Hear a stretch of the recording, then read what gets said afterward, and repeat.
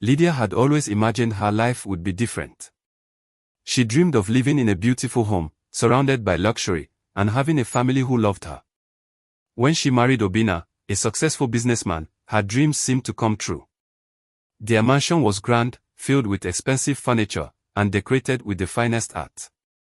Obinna owned a real estate empire, and they had everything they could ever want except for happiness. At first, their marriage was filled with joy and laughter. Obinna was attentive, and they spent a lot of time together. But as the years went by, his work began to consume him. He traveled often for business, and when he was home, he was always on his phone or in his office, managing his companies. Lydia tried to talk to him, but he brushed her off. She felt alone even when they were in the same room. As time passed, Lydia's frustration grew. She became resentful of Obinna's success, feeling as though she was nothing more than an accessory to his life. She often sat alone in their grand house, staring out the windows, wondering if this was all there was to life. She had the money, the house, and the status, but she didn't have love. She didn't have the attention she craved. Obinna seemed to care more about his business than her. One day, while rummaging through some of Obinna's personal papers, Lydia stumbled upon something that made her heart race, a life insurance policy. Obinna had taken out a policy worth millions of dollars, and Lydia was named as the sole beneficiary. The thought of the money took hold of her mind. She could finally live the life she had always dreamed of, without Obinna holding her back. For a moment, Lydia pushed the thought away. I can't think like this. It's wrong, she told herself. But the more she thought about it, the more the idea seemed like the only way out. She could leave the cold, empty marriage behind and start fresh with all the money. She could live on her own terms, free from the man who had trapped her in a life of loneliness. Lydia started to plot. She knew that Obinna was a busy man, always traveling or working late. She could make his death look like an accident, something that no one would question. All she had to do was be careful, plan it meticulously, and make sure the insurance company would pay out. She began studying Obinna's routines. She knew exactly when he left for business trips, what times he came home, and where he went in the evenings when he was home. Lydia started to act differently around him. She was more affectionate, more attentive. She played the role of the loving wife, trying to make him feel important again, trying to make him feel needed. Obinna didn't notice the change. He was too caught up in his work to pay attention to her. One night, after dinner, Lydia proposed they take a walk together. It had been a long time since they had spent time alone, and Obinna agreed. They walked slowly through their estate, heading toward a small cliff overlooking a valley. It was a quiet, peaceful place where Obinna often went to clear his mind. Lydia had planned this carefully. She knew exactly where to push him so that he would fall and die instantly, without a chance of survival. As they reached the edge of the cliff, Lydia gave Obinna a gentle shove. He screamed as he lost his footing and fell over the edge. Lydia didn't hesitate. She turned and ran back to the house, her heart pounding in her chest. The next morning, Lydia called the police.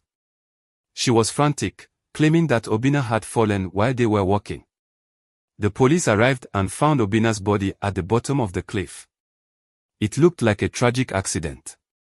Lydia played her part perfectly, crying and wailing in front of the police, acting as though she had just lost the love of her life. No one suspected foul play.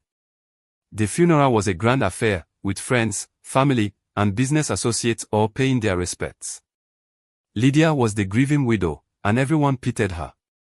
But inside, Lydia was already thinking about the money. She couldn't wait to claim the insurance. She had everything planned out. All she had to do was wait for the paperwork to be processed, and then the money would be hers. Lydia went to the insurance company and filed a claim. She was careful, ensuring that everything was in order. The forged documents, Obinna's signature on a policy update, the beneficiary change, were all in place. She knew that the insurance company would pay out the millions, and she would finally be free.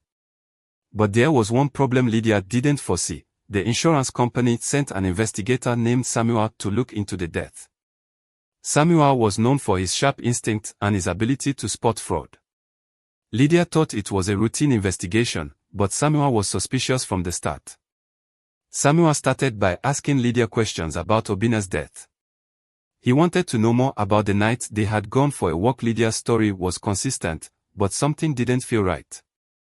Obina had been very cautious, especially after a previous injury to his leg. How could he have fallen so easily, especially on a clear path with no obstacles? Samuel dug deeper, looking into Obina's recent activities.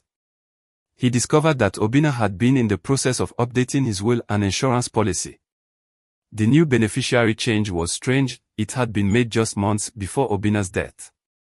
Samuel also learned that Obina had recently talked about his life insurance policy to a few close friends, saying he was thinking of making some changes. Yet, no one had actually seen Obina sign the updated documents. Samuel suspected that something was wrong. He began to focus more on Lydia. He knew that she stood to gain a lot from Obina's death, and her behavior seemed too calm, too eager to claim the money.